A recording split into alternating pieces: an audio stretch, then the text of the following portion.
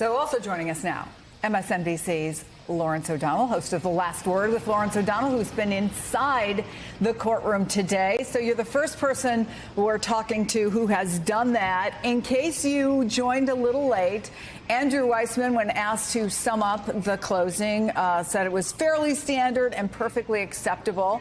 I'll just speak for myself on my college debate team. If someone had called my performance that, I wouldn't have been so crazy about it. But give us the sense, your sense, of what you saw and heard, and particularly the mood inside that room today. Well, it's very tense, as it always is for summations in a case like this. And I would say that Todd Blanche did the best he could, given the evidence that he had to wrestle with.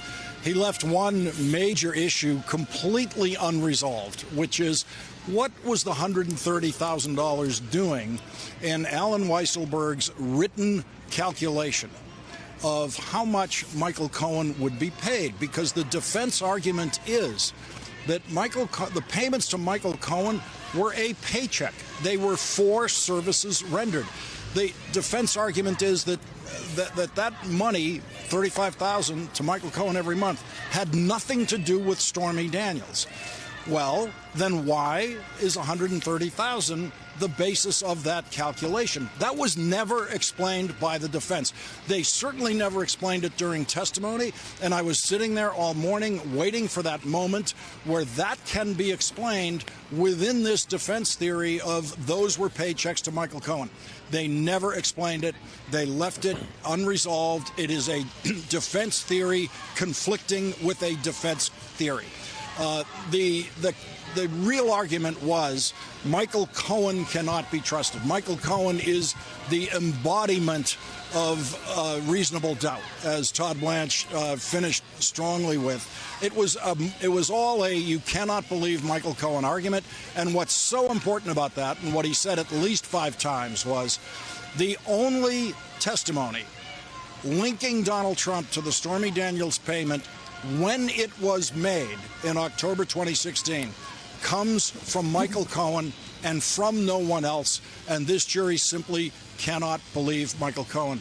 As to that last point you were discussing with Andrew about the Todd Blanche beginning a line of arguments saying you can't send a man to prison on the word of Michael Cohen, Todd Blanche was admonished by the judge for that after the jury left the room, and the judge did say that he would issue a curative instruction to the jury specifically about what Todd Blanche said in that moment. And of course, Donald Trump is not facing a mandatory minimum prison sentence in any of the cases where he has been criminally charged. Not one of them carries a mandatory minimum prison sentence. So it was obviously, as the judge said to Todd Blanche, as an experienced prosecutor, you knew what you were doing. You were trying to get this jury worried about the burden they would have of sending Donald Trump to prison. Another really important point toward the end of the argument was Todd Blanche saying to this Manhattan jury, this isn't a referendum. This is not the ballot box. This has nothing to do with who you prefer as a presidential candidate or who you preferred in the past as a presidential candidate. Something that he felt, I think, understandably compelled to say to a jury in Manhattan, where the vote was 85% for Joe Biden against Donald Trump.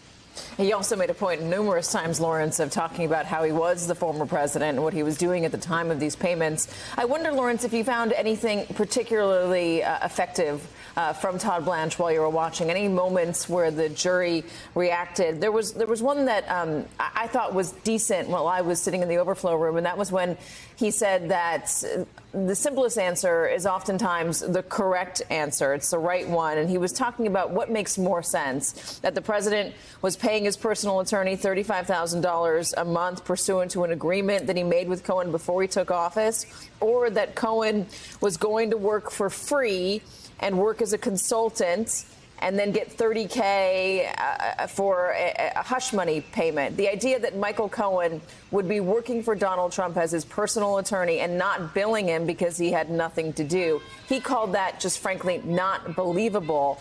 Do you think that that rang true while you were inside the court?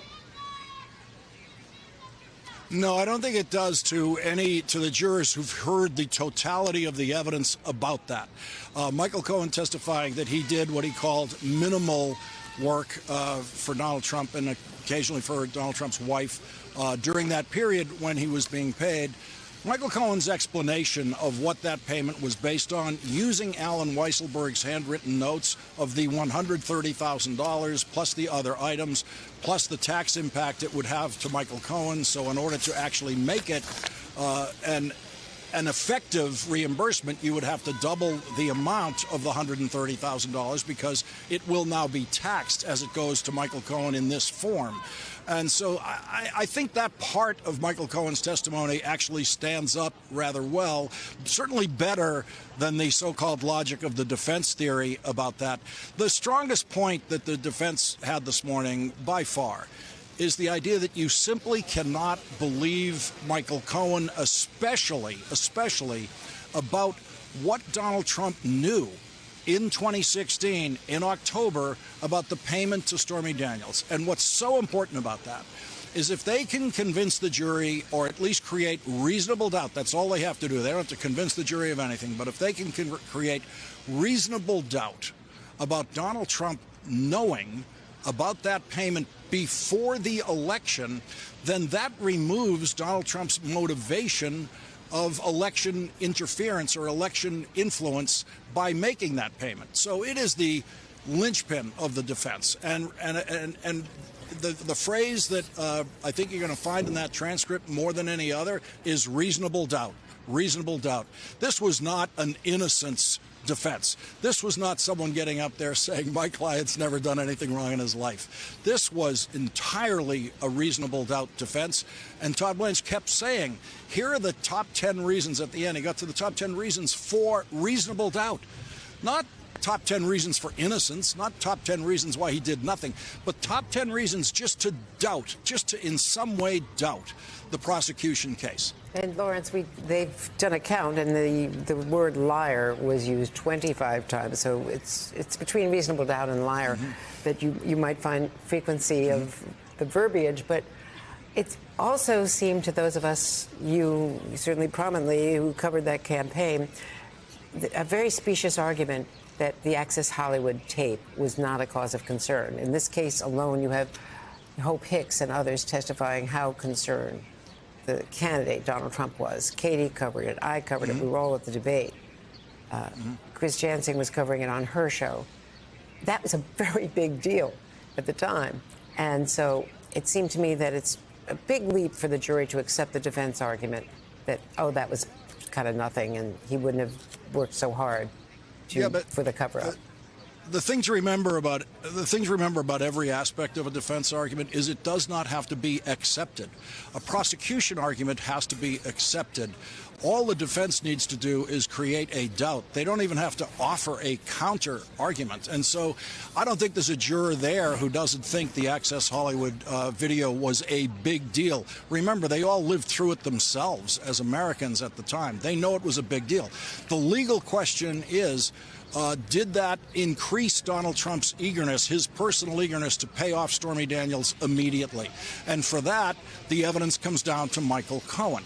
And that is why Michael Cohen is such an important linchpin in that pre-election decision to pay off Stormy Daniels, that Michael Cohen insists Donald Trump approved that decision before the election and approved it in order to influence the election. And that's why Todd Blanche was leaning so heavily on, you cannot believe Michael Cohen on that.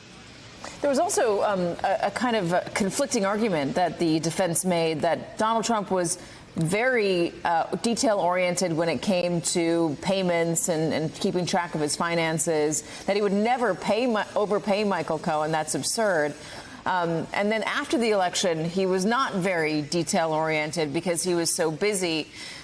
But what you're talking about there is the argument that that all the defense needs to do is prove that Donald Trump might not have known about the payment in October. Maybe not, just a reasonable doubt there.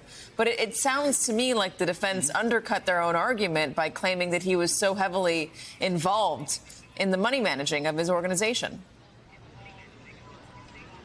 Well, the point that they were making about how much was he paying attention when he was in the White House signing those checks? There's a bookkeeper who said that she always attached the invoices to the check.